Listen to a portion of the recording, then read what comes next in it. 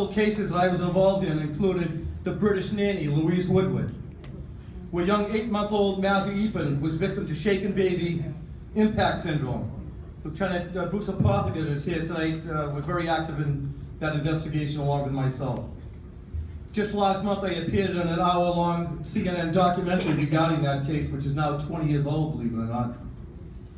I'm sure most of you remember the Jeffrey Curley murder case, where a 10-year-old boy from Cambridge was kidnapped, raped, viciously murdered here in Newton, and whose body was eventually dumped in a ravine in Kittery, Maine. Both of those murderous pedophiles were in prison for that murder. In a case you probably heard a lot about once again, the pedophile priest Paul Shanley, who repeatedly raped multiple young boys while serving in a parish here in Newton not many years ago. You probably saw that he was recently released from prison after serving about 12 years. Seems like yesterday I flew to San Diego to bring him back to justice.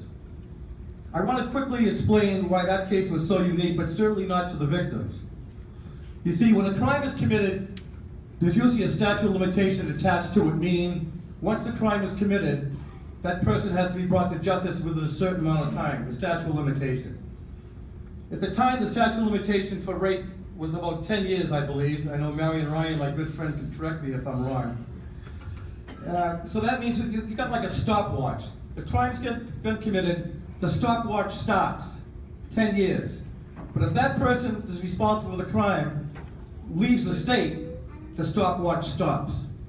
And that's why, because Shanley had gone to San Diego, we were able to bring him back and try him and bring him to justice.